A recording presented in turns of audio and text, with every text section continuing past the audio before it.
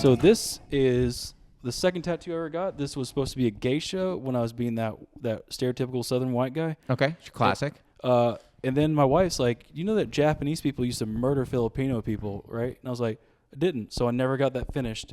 And so now I just call her Geisha Voldemort because she ain't got a nose. You've gone under the needle a lot over there. Yeah.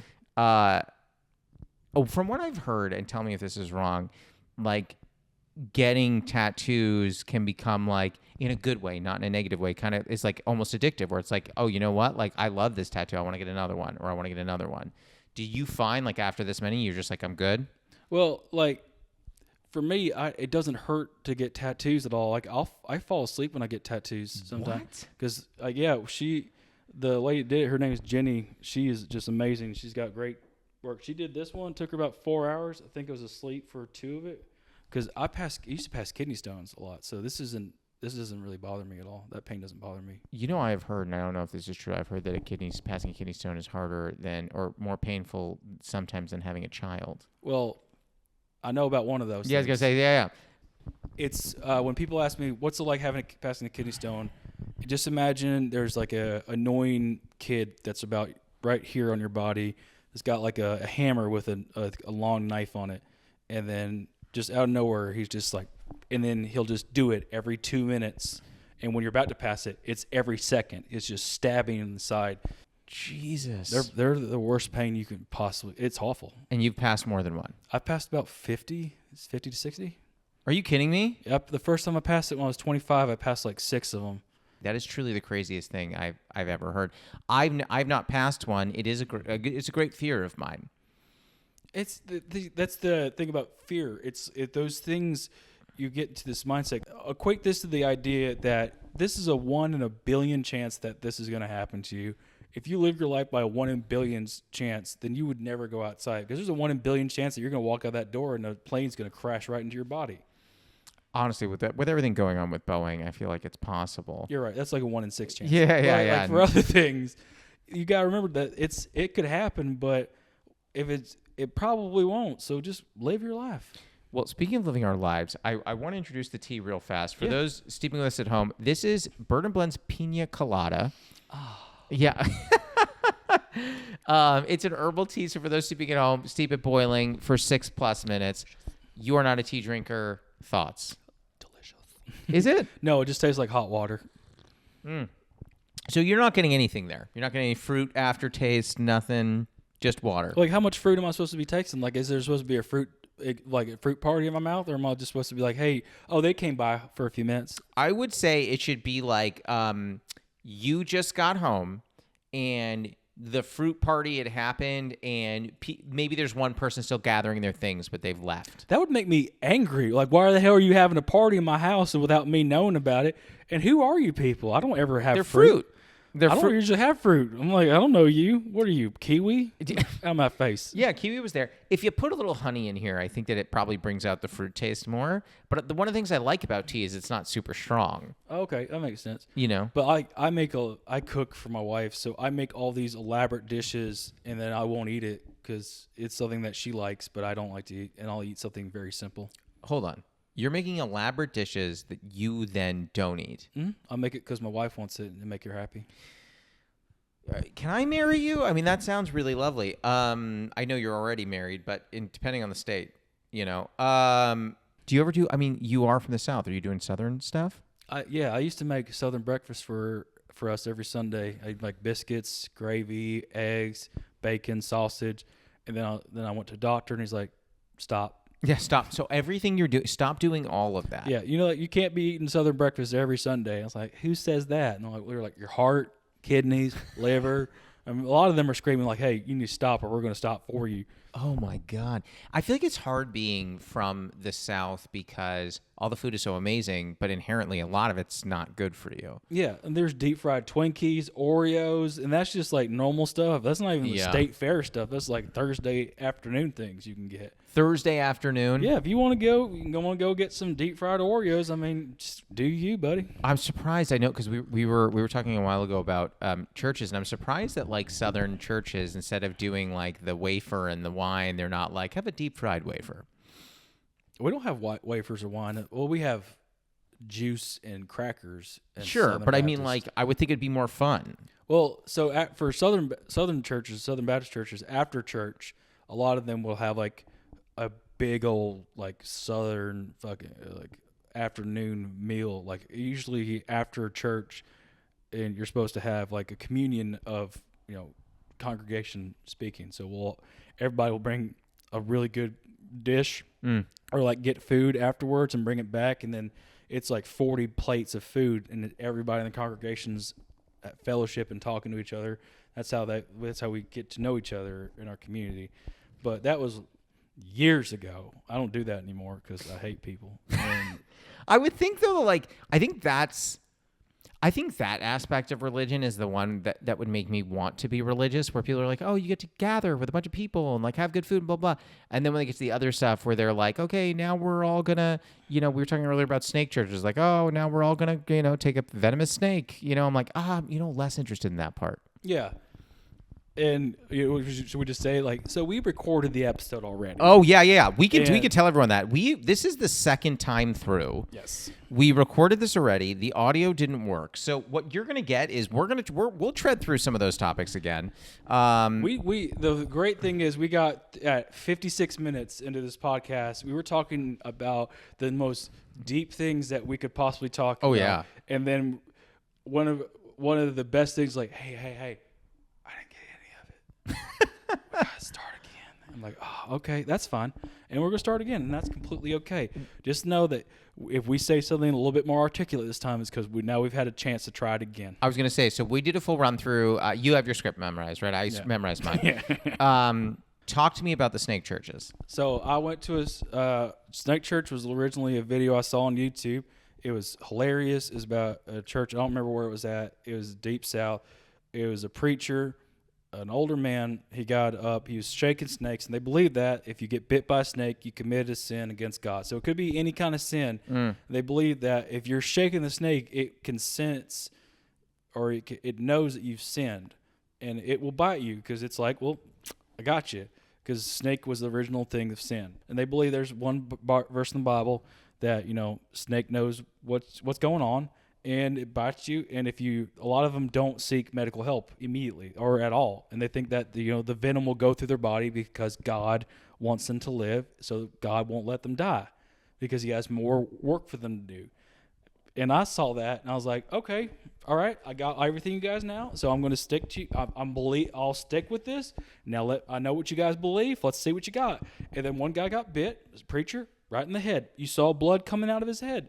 And he refused to get help, and he died. And the fact that his son saw this traumatic event, and then still became the preacher the next week with the same snake. Like, the snake's gonna be like, hey, I'm so sorry about your dad, but he kind of deserved it, right? Like, and I've been to 3 other snake churches since then: Kentucky, Tennessee, and Georgia. And every time, no one's ever stopped me like, what are you doing here? I'm just like, what's up, brother or sister? I'm supposed to be here. Praise God. Everyone's like, oh, yeah, he's supposed to be here, which is kind of cool, but at the same time, hurtful. But, and in my joke, I get into it more. I'm like, where do you even get venomous snakes down in like the deep South Tennessee? And then I saw it, and it was so amazing. It's just a bunch of fat, tall guys that look just like me, talk just like me, just flipping over rocks like, hey, we got one over here, Cletus. And they picked up like a venomous rattlesnake. I'm like, yeah, that tracks. I mean, they ain't going to the PetSmart and like, hey, can you give me a bunch of venomous snakes? Why? I'm going to shake the show and see if they know if I did anything wrong. They're like, to this day, checked out, man. To this day, when people get bit at these churches, do they still not immediately get? Sometimes, yeah. That's what I love about certain religions. Like, you see, when people look out from religions out from the outside in, it's sometimes they'll do the craziest thing. And I've talked to those people over there in the Middle East are crazy. I'm like, dude, I just saw you shake a fucking rattlesnake. Wait for it to bite you. Where are you coming from with this, man? Like, you're upset that they won't eat bacon or like pork because it's unclean, but you'll shake the shit out of a fucking rattlesnake you just met? Like, you want to have a good talk with that thing before you do any of that? I just love that you've gone multiple times to different churches. Like, I love that you find this so entertaining. Yeah, I find a lot of aspects of people interesting because I love learning about other things that are something I've never heard about, because you get open to this world of knowledge and understanding that you never could have possibly had before. And then you see point of views from people that you've never going to look at someone in Kentucky and be like, I wonder what they're thinking. When I think about that, I'm like, what do you think? What's your religion, and why do you believe it so intensely that you're fine with getting bit and possibly dying? Like, these people die for their beliefs, and in their head they're like, well, this is what I want. This is what God wants for me. And I'll never say, well, I don't think that's right to them, because if someone believes something that intensely, nothing I say is going to sway them. Sure. No amount of logic, reasoning, or anything, and that's okay. That's what they believe. It's just like I've said before, as long as what you believe in doesn't hurt anybody, doesn't put anybody in danger, or doesn't come after me or what I believe, you can believe it. I don't care. I don't care what you do. Just don't hurt other people. That's all. Well, so given that, I mean, how did you fall out of religion? It sounds like there wasn't one particular person that said, why do you believe in all this? Because then to your point, that's tough to get someone out of it by just saying what you believe in isn't right. What made you fall out of it? For me, because I was raised deep in the church my whole life. And when I got 18 and I left my house, I went up to Michigan, lived with my dad for a year. Then I left and I started meeting other people that weren't. I left North Carolina. That was the thing. I met other people with other cultures, other different points of views. And then I saw all those things that I thought about before. I was like, that you're not like that at all. You're not like that closed-minded belief that I had before that didn't make any sense, that I always questioned. You just proved to me that those beliefs don't mean anything. They're not true. Nothing about what I believed in most of my life is true anymore. So then I started looking into what's real, what's reality, what's science, what's all this, and then I just started realizing like this can't make sense. This can't be real if this is true. And then I just started talking to people that had other beliefs. I'm like, well, my beliefs can't be true if your beliefs are wrong. So who's right? And I was like, well, honestly, I don't really care. As long as I'm happy and I'm nice to people, I mean, why does it matter? I wish the world felt that way. Did that apply? Were there any things that you kind of believed in when you were younger, not religiously speaking? Like, you and I briefly touched on conspiracy theories. Did you believe in any ever? Oh, yeah. I remember believing all that stupid shit. Which one? I mean, anything that you could think of, people were like, yeah, JFK was fake. I'm like, yeah, I mean, he's obviously still alive, obviously. And then I looked at it, I was like, how? How about the moon landing? Moon landing, yeah, I thought it was fake for a while. Really? Yeah. Because I listened to people around me. Yeah. When you're young, all you hear about are the people around you. You don't have a chance to go out and talk to others that have a different belief, because most of the time you're around people that have the same belief as your family or the people around you. So if you're always told the same thing around the people that are around you, you'll never seek knowledge outside that. You'll never seek differing knowledge, because why would you? Why would I want to meet someone else that believes the exact opposite of what I believe in, when I have people around me that love me, that show love in their way, that believe this, that community that you have? Why would I leave that and go somewhere else when I have all that right there? That's basically what the South is. I wonder with a family that is steeped in those beliefs like yours, how much they loved when the first time they heard you ever do comedy. They weren't fans. Weren't fans of, I remember, like, I don't know why I did this, but I did comedy. I did stand up the night before my wedding, my actual wedding, and my dad came there, and I completely redid my set. I did all my set off the top of my head, because I didn't want him to be disappointed in my stand up.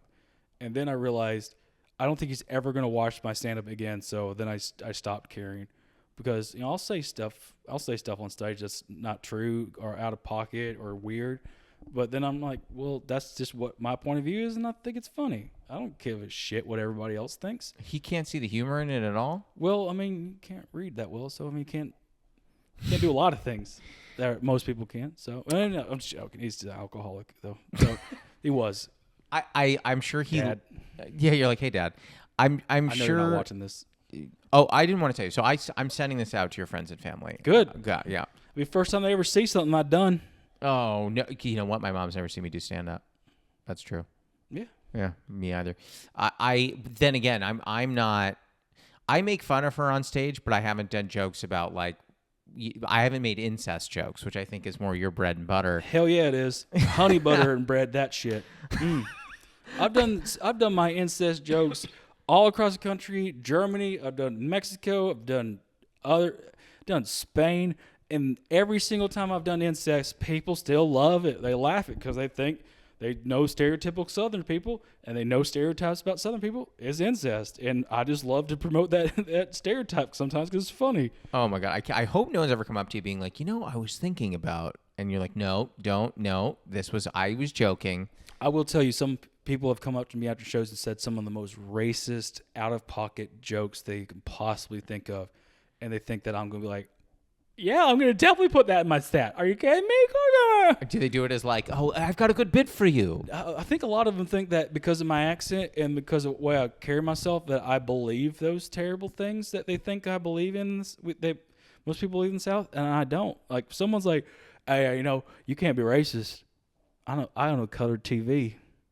I was like, but you own it, though. You realize you just said you own it, though, right? Like, that's not – he's like – and he just disappeared in the night. And that was in Fountain Valley, California. I don't even know where that is. You know where it's like near Huntington Beach. I know where that is. Yeah, I've gone into Huntington Beach. I'm like, I don't think I'm white enough to be here. I've been uncomfortable in Huntington Beach. I once did a set in Huntington Beach, and I started getting into some more serious material, and it was like a 20-minute set, and it went fine. And then I eventually wrap it, and I got off stage, and one of the Huntington Beach comics goes, "Hey, so I don't really know how to say this any other way. You gotta bring the overall discourse down a notch when you're coming to do Huntington Beach." He goes, "You're talking about the nuances of death, and you talked about car accidents, you talked about therapy." He was like, "Yeah, you're going to want it. Do you have jokes about poop?" Yeah. And I was like, "No." And he's like, "You may want them. You may want them." That's the thing. When I go to LA, I know I need to do kind of nuanced or like real vulnerable jokes, something that they can get behind. And then when I thought about it, I was like, but why? Why can't they laugh at the same shit that people in the South laugh about? Like, I'll do jokes about the Klan. I'll do jokes about OnlyFans. I have an OnlyFans account that I was doing for a while. And I was doing comedy on it. You were. I was not. You were not. You were. I was doing what people think people do on OnlyFans. And was it a good... I got $500 from one dude named Matt. Oh. Were you involving your wife, or was it solo? She's the one taking pictures. Okay. I can't reach back there. Well, listen, I don't know. I sent that dude. That dude sent me $150, and I sent him a picture of my butthole. Here's the thing. I'd do it again in a heartbeat. This is a controversial take, but like, I don't really see that terrible of an idea of like, it's your butthole. Who gives a crap? Thank you. I mean, your butthole. That's your butthole. That's who gives a crap. But, yeah. That pun's been brought to you by stupidity. Yeah. Did you find being on OnlyFans actually like got you enough regular money where you're like, this is worth it? Or were you like, no? Honestly, I just did as an experiment. I was on these Facebook groups with people promoting each other's OnlyFans. So I was like, I mean, what do I have to lose? I mean, what no one's going to recognize me. And if anybody does, I'll just say, yeah, we all got to make money somehow. Yeah. And I've never been embarrassed of my body. So I was like, I mean, what the hell? One dude, 100%, he's like, can I get a picture back here? And your back hair? Yeah. He gave me it's $35. And my wife took the picture. It was like 2:00 in the morning. I had to wake her up. I was like, hey, you need to come and be in the bathroom real quick. I need to make $20 real quick. And she got up, took the picture, sent it to him. He loved it. And then he just kept asking for more. This is so funny. Because I don't care. I got to pay my doctor to look at my butthole, but this dude wants to see it and give me money. So, I mean, there's so many perverts online, and I didn't realize how many perverts thought this was like, yep, that's what I want. That. I do remember I was online. I saw a picture of a butthole, and I immediately said, Anthony? Yeah. Because I recognized your butthole. Yeah, you should. Yeah. It looks like hair in the little brown spot. Yeah, no. So that's how I knew. That's how I knew. It's like a hobbit hole. I I cannot imagine how people are reacting or listening to this. But imagine. And they were like, that took a really dark turn from the fucking beautiful thing about churches and religion and being okay with people's beliefs. And like, oh, by the way, you want a picture of my butthole? Big hungry bear. Listen, I think you got to do what you got to do to get what you want. You know what I mean? I do think it's funny because it's like we've talked a little bit about the fact like you make a lot of jokes on stage about your sister having been a stripper or still is. I don't know. I think she's not anymore. Not anymore. She was. But now I feel like you can get a better insight and understanding of kind of what that requires after having done OnlyFans. It's not the same thing, but like there are nuances to it where it's like you need to have a comfort with your body. You need to be comfortable with the idea that like someone's gaze upon you is beneficial to them, and like you're out there and to you you're just like I'm just making money. Like that's all I'm doing. I don't have an attachment to this. Did you feel like you related to her more? No, never. No, because my sister, she was like a stripper, and like people were like, yeah, here's some money, and now it's just some creep online I've never seen in person. I don't know what his face looks like. You wouldn't want to. I don't know. I'm curious. I'm just like, what? I just want to know what the guy look like. That's just like looking at my butthole, like Nathan. Because even a guy was like, I'll send you $2,000 to send me a picture of your wife's feet, because my wife was like in the reflection of one picture with my back. You say $2,000? Yeah. And I sent him a picture of my feet and said she's having a bad foot day. Did he give you any money? Yeah. And he gave me an extra $400, said, hey, go get your wife's feet done on me. And I was like, okay. I got my feet done. Got a little pedicure for myself. It's my first pedicure. Say again? It's my first pedicure. Have you ever got one since? Fuck no. Oh, I think they're amazing. You didn't enjoy it? I was fine with it because it was free. Oh man, I just got one for me as a gift because I was having a really bad week, and so nice, baby. You look like you had a hard week. Go get yourself a pedicure on me. Listen, I know you're kidding. The first time I ever got one, it was with her, and she was like, "Do you want a pedicure?" I'm like, "No," and she's like, "Why not?" I was like, "I don't want someone touching my feet." She's like, "Will you come with me?" I'm like, "Sure." So I went there with her, and the one's like, "Do you want anything?" I'm like, "No, I'm good." She's like, "Well, you could just look at a menu," and I'm like, "A menu?" And I open it, and I was like, "I don't really want to." I'm sorry, we were in the massage chair. She goes, yeah. And I was like, you massage my legs? She goes, well, one person massages your legs. The other person massages your shoulders. And I was like, okay. And she was like, yeah. And then you get, 2 complimentary glasses of champagne. And I was like, what? And she was like, yeah, we give you little nibbles and then whatever. Mm-hmm. And I was like, uh-huh. And she was, and this was in Texas where everything's cheaper. And she was like, oh, I don't remember how much. It was like $60. And I was like, I'm in, man. I'm in. I was like, give me all the champagne, give me the chocolate, give me the massage. I'm in. Yep. It was a joy. Yeah, but you normal people, when you hear that, that's great. But for someone that doesn't drink alcohol ever and does not like to be touched, that sounded like absolute hell to me. Mm-hmm. It's not just one person touching me that I'm already tense about. 3 other people are just like, let's just touch Anthony's body. And I'm just thinking, when is this over? Now I'm thinking back to when I greeted you and you came over and I gave you a hug. Do you not like being hugged? No, I'm hugged because I know you. Okay. But if it's a stranger, why don't I want people touching me? No, that's true. I don't necessarily love if a stranger's hugging me. I've gotten 2 massages in my entire life. Both of them were coerced by my wife because she said, please. And I was like, fine. The first time I got a massage, it was in a dark room. It was a Korean massage, really dark room. I bet it was really nice, but I don't like to be touched. And when the guy was massaging my hands, I locked hands with him because I was so nervous. He's just like rubbing. I was like, gotcha. I just silently said, gotcha. And then he's like, sir, don't do that. I'm so sorry. I felt so uncomfortable. I was groaning the whole time because they were really rough. Oh, yeah, it gets a little hard. Yeah, and I don't like that. I don't like being... Do you tell him, like, hey, can you please lighten up? I don't want to be a bother. Oh, my God. That's the southern part of me right there. It's like, I don't want to be rude, and I don't want to bother people. So I just sat there, I took it, I groaned, and my wife afterwards was like, you hated that. I was like, I want to die right now.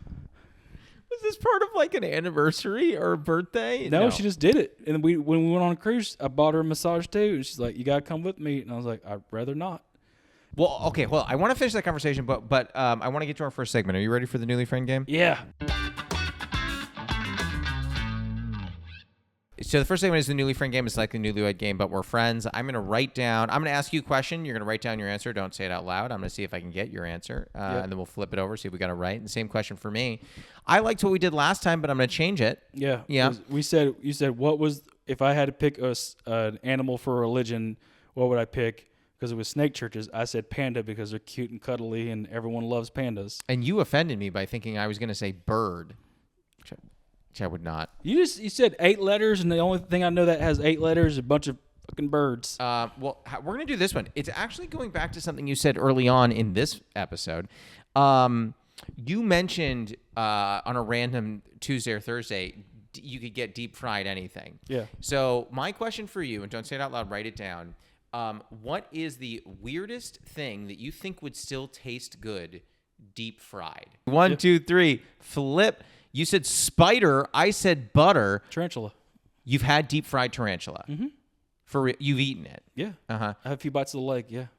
I thought you can make fun of me for this because I don't fully understand. I thought tarantulas have like almost like fiberglass hairs that like that are painful. I have no idea what they did to it, but it was either a tarantula or it was a big ass spider. And it was good. It was pretty good. Yeah. Are you just tasting fried batter, or are you actually tasting the spider? I tasted something. It wasn't a lot. It wasn't fried batter because they're pretty thin. I didn't take the sack, but I took it.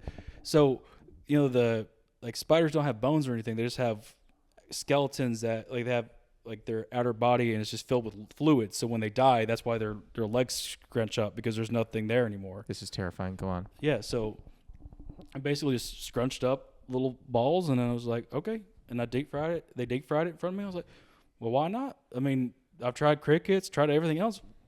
If they like it, why? There's got to be something to it. So I tried it, and I took a bite, and I was like, this is pretty good. I mean, I won't have it again, but I liked it. I think that's insane. I wrote down butter because I've heard rumors that like I've never seen it, but I've seen it and I've had it. It's not bad. How do you deep fry butter? Wouldn't it just melt? It's cold. It's frozen butter. And then it can withstand the frying process. Yeah, it's horrible, but I've had it. It doesn't taste good. If you've had deep fried butter and you like it, get help.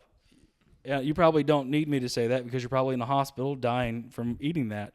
So, whatever. I hope you live a good life because you're probably going to die.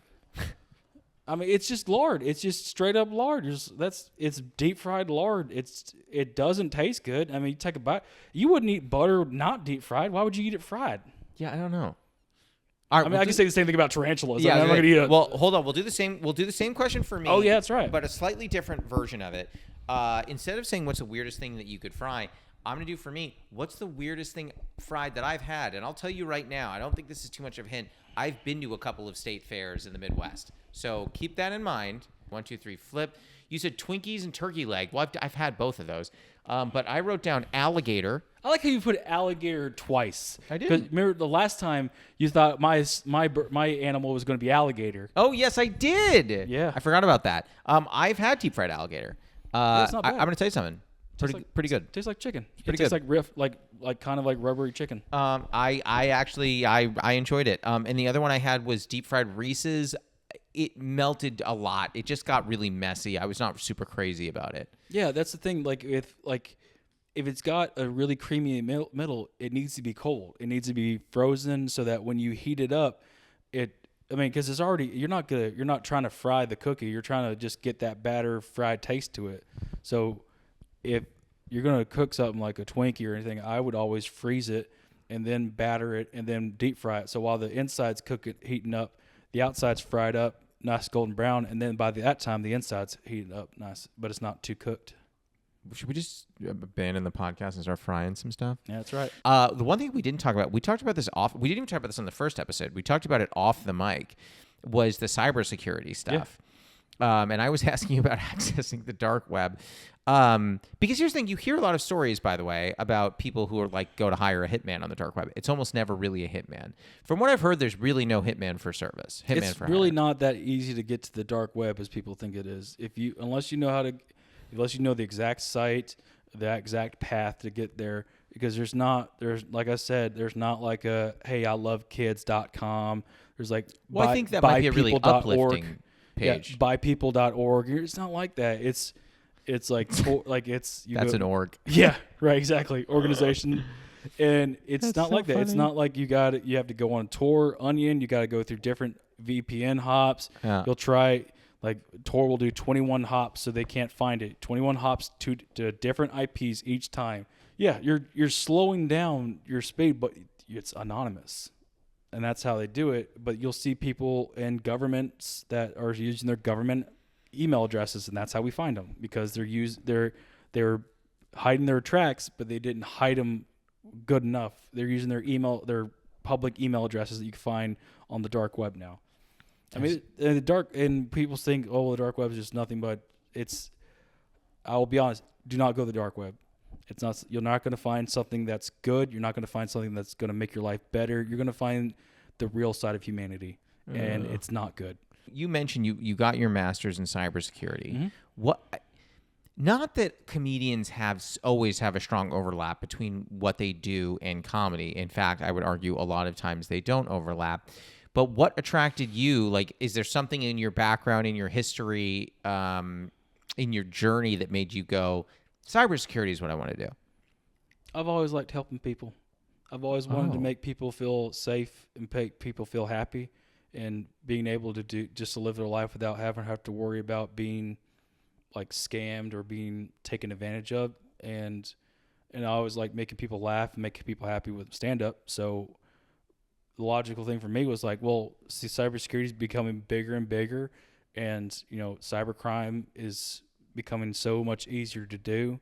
Like, if I wanted to hack a system, I don't even need to learn how to code. All I need to do is go to a broker site, pay $800 for the script, they download it to you, and then you run it on the company. I don't even need to know how to run it. I just need to know how to click start. So $800 out of my pocket, and I'll be able to hack a company if I need to. That is it's like terrifying, but it's also so fascinating.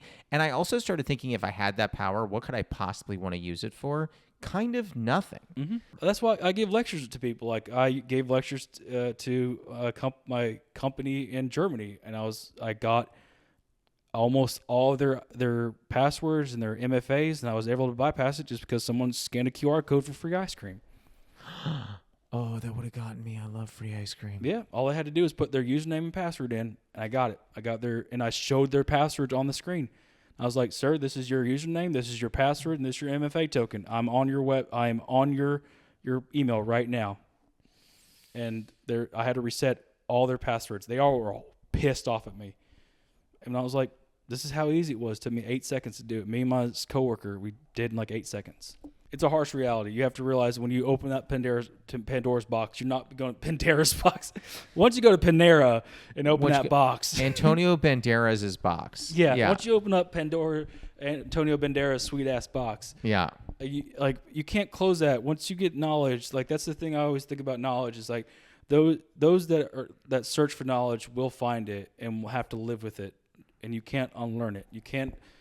Those who seek with knowledge will always be burdened with it because you understand it now. Like, you can take down a company like MGM, Las Vegas. They got taken down. They have some of the best security. They put hundreds of millions of dollars into their security infrastructure. They were taken down by a dude that called in to their service desk, said, "Hey, I'm Mike. I work downstairs. Can you reset my password?" They're like, "Yeah, sure, no problem. Here you go, man." He's like, "Okay." And he got on, and then he just logged on, and they took down their network. That's all you need to do. That's literally, I get paid to do that. I get paid to go into people's businesses and go from the outside to their data center, and I've never done it where I haven't been able to do it in less than 20 minutes. This is terrifying. Yeah. Mm-hmm. Yeah, it is weird because I remember when we were talking downstairs, you were asking me a bunch of questions, and then you were like, and what's your social security number? And then I told you, and then I also gave you my credit card numbers and my password. I thought we were just casually talking. Yeah. Which is weird. Yeah, I know, right? Yeah. Don't answer. If you get calls from scammers, do not answer it. Once you answer it, you're put into a database, and now though that phone number is active. If you don't answer, don't ever pick it up. They'll think it's a dead number after a certain amount of times, and then they will stop calling you. Oh, well, so how do I've already made the mistake of answering because I used to find it entertaining. So you have to deal with it now. Okay, forever. Pretty much, yeah. That's really... If they start calling back, don't answer. Just keep not answering it. Don't ever answer it. Don't ever. Where were you 10 years ago when I needed this information? 10 years ago, I didn't know anything about it. I've only been in security for like 4 or 5 years. Because if I recall correctly, this is not a hard pivot, but I'm just trying to do timelines here. Your special came out. Was that your first special that came out in 2020? Mm-hmm. So that is 4 years ago. So right when you were getting into cybersecurity is when you released your special? I released my special in January, and then the pandemic happened, and I was still working a service desk job, and I was like, I was going to stop doing that and do comedy full time. And then the pandemic happened, and I lost so many gigs, $70,000 worth of gigs. Holy hell. Clubs that put me on the rotation shut down, didn't open back up, and I lost so many gigs. And then I was like, I can't rely on comedy anymore. I need something more. So April 1st, I went back to school. I told my wife, I need to better myself. I can't just be stagnant. I want to be able to support us one day, because I wasn't making a lot of money. I was making scraps, and I wanted to be able to support us, and I wanted to be able to hold my head high and say, I can help, I can take care of things. So I went back, got my bachelor's in 2 years, and I got my master's in 45 days. Hold on. You got your master's in 45 days? Mm-hmm. Yep, WGU. It's an accelerated program. They let you have access to the classes. If you pass them, you can keep going. I had 12 classes in my master's degree, and I just attacked them, and I got done in 45 days. That is the craziest thing I've ever heard. Yeah. Holy shit. And then when you started going back into comedy, was there any part of you that was like, I don't even know if I need to go back into comedy? I think at that time it's given me a lot more peace now, because back then it was I have to do comedy, I have to post every day, I have to be relevant, or I'm gonna just disappear into obscurity. But now it's I'm doing comedy because I want to. I love to make people laugh, and it's a good experience for me and my wife to be doing together. I mean, don't get me wrong, I love comedy. I just don't. It's not that thing where it used to be I need this to be my job, I need this to be my livelihood. Now I love comedy, and I just like to make people laugh when I want to. And it makes the drives there much better, because I'm I don't need to do this. I'm doing this because I want to. Yeah. And it's not that need of well, if I don't get on stage, I'm going to go crazy. It's I'm happy. I've gotten myself adjusted. I've talked to people. Now I can just do it because I want to. I mean, that feels like as good a time as any to get to our final segment. Are you ready for the lightning round? Mm-hmm. This is the lightning round. It's 5 fast questions. It does not at all have to be fast answers. It's the last 5 questions we end every episode with. I'm so excited that we're getting here for the first time. Yeah. It's been a long time. It's been build up, baby. It's been Yeah. build up. All right. So, question 1. What is a favorite ritual of yours? So, for example, I love brewing tea every morning. That's a ritual I like. I don't know if it's a ritual, but I do this every morning. I get up 2 hours before my wife. I get up at 4, 4:30 to 5 every morning. I get up. I take care of everything in the house. I feed the animals. I get outside and I sit outside.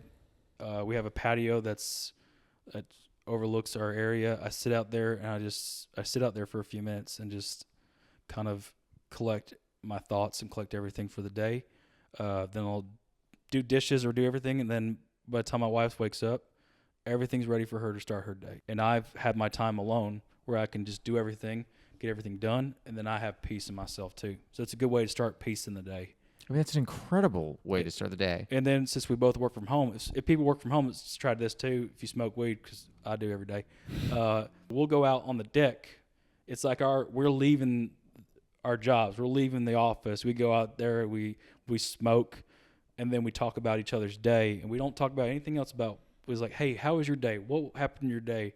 And then we get done smoking, we come back inside, and that's we're coming home from work. And then we completely disassociate from work. So we're home. We ain't got to talk about work no more. I love that. Those are rituals, and those are wonderful rituals. Rituals that, in my opinion, I think more of us should probably adopt. Okay, question 2. What is a running bit you have with a friend or partner that makes you laugh? My wife, I don't know why my wife loves to do this, but it's not so much a bit. It's just something that she loves to do. Anytime I'm in a meeting, she'll shoot me with a Nerf gun. She's gotten so good at it, honey. Fuck you. But she'll be on the other side of our condo with a Nerf sniper rifle, which I don't know why I got her this. It was stupid. I don't either. But she shot me right here, right in my Adam's apple from across it, and I went, And my boss is like, "Hey, you okay?" And all he heard in the background was like, "Yes, fucking nailed you." And I was like, I put on boss. I was like, I'm in a meeting with my boss and the CEO. She's like, well, I bet they heard him. You go, oh. They don't see it hit your neck? No, I didn't. It wasn't on camera. I don't do any cameras. I don't like to be on camera in my room. And all I heard was like, yeah. So if you look at the projections, you can see that this month with email projection.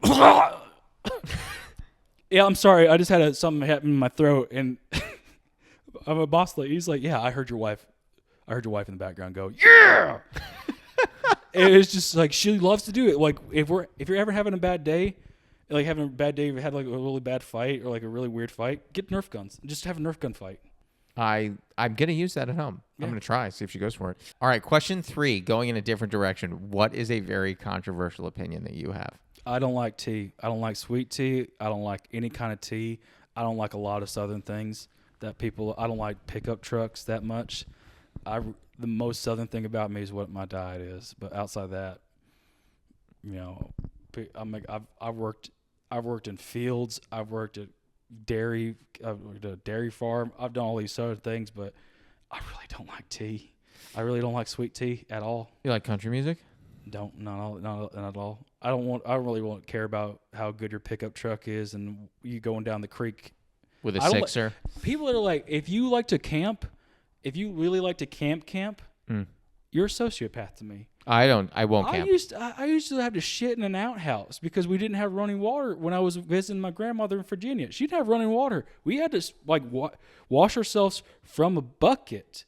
And people are like, I would just love to experience that. No, you fucking wouldn't. No, I love technology. You should love if people that are like the last generation, we had it so much better. No, you didn't. You didn't have the internet. And people are like, oh, kids nowadays are so much dumber. There's yes and no to that. Yes, because you have literally in this phone right here, you have access to all information that's ever been recorded ever. But you don't use it. That's dumb. Sometimes that's dumb. And honestly, if you want to go out and experience the wilderness yourself, go ahead. But if someone's like, oh, you must love camping, I don't. I hate camping. So Good. I'm 100% with you. People are like, let's go glamping. I'm like, that's not camping there. You're just going to a place that's a little bit closer outside. Oh, so my version of glamping is just going to a hotel. That's glamping. Yeah. That's to me. I'm like still indoors. Yeah. I want to be fully indoors. I want to have a bed, a TV. So I guess I just don't want to camp at all. That's where I'm because it's not like if you're in like an area where you're safe and there's like if there's chance that you're going to have internet, that's not camping. Camping is you take a tent out to a place that you've never been before. You stick it in the ground, and you don't use anything but what you have around you to survive.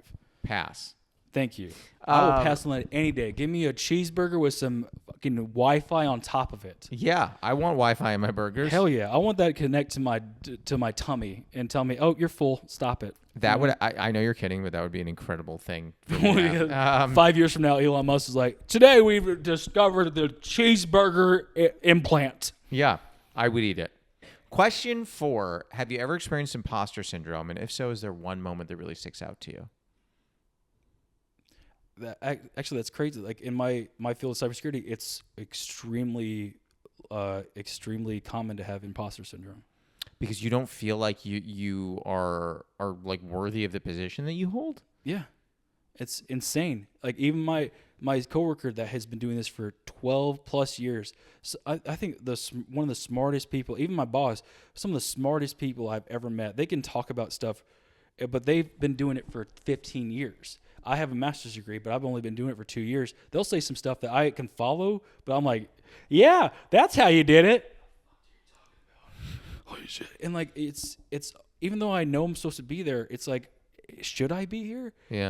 Am I actually the person that should be here? Because there's so many people that I think that could be better in this role or have a different outlook. Should it be me here or should it be someone that's more qualified? And you always think about that, but you have to realize that you are there because they think that you're a good fit and that you be a good fit with your skills. So you're there for a reason. You got hired on. Yeah. Unless someone's like, hey, you're terrible at this job, we're about to fire you.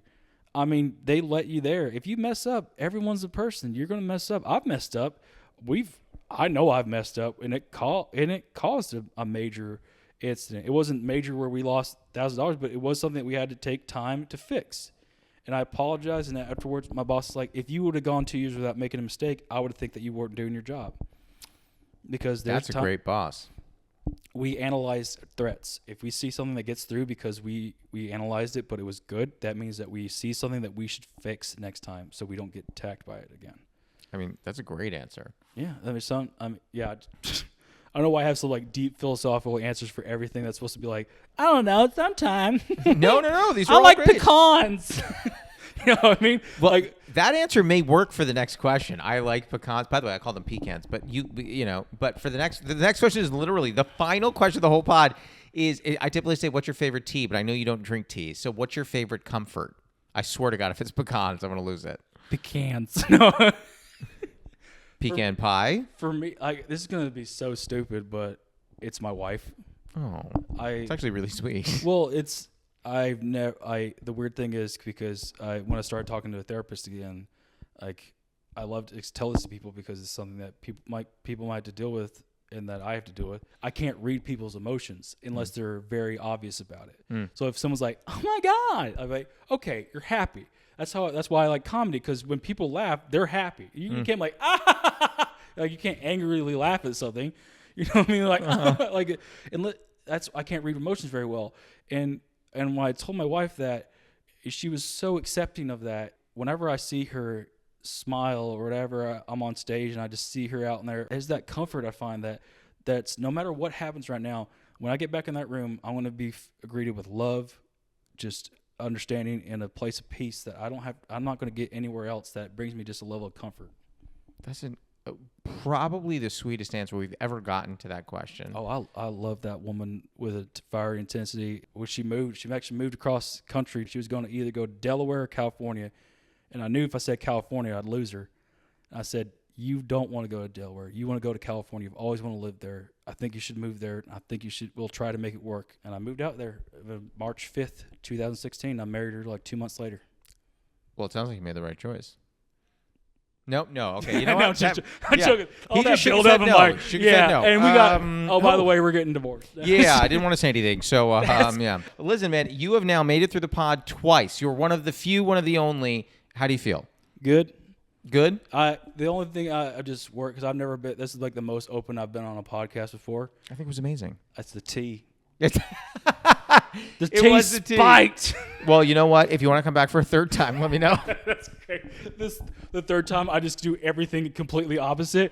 So yeah, judge people by their looks. Yeah, sure. Just so they're like, I don't know which one to post. If I'm honest, it's kind of weird. Listen, if we can somehow save the first one, I'm posting them both. That was Anthony Davis. You can find him on Instagram and TikTok at ADComedy28. This episode was produced by Jude Crowner. It was edited by Martin Alvarez. Our theme song and additional music are by Oliver Hymack. Our cover art was done by Neil Fraser with photography by Matt Mazisco. Social media by Dia Villegas. Please write a review and rate our podcast on Apple Podcasts and wherever else you can. You can send any questions, comments, newly friend game suggestions, or tea suggestions to steepcombos@gmail.com or tweet us at steepcombos. I'm Josh Lanzet, and you can follow me on Instagram, TikTok, Twitter, YouTube, and Facebook at Josh Lanzet. We'll be back next week, so until then, happy steeping. You never know what your new favorite dish is unless you try something new. I once had jellyfish tentacles, and it was shockingly not bad. I had it with chili paste. Well, thanks a lot for having me. Yeah.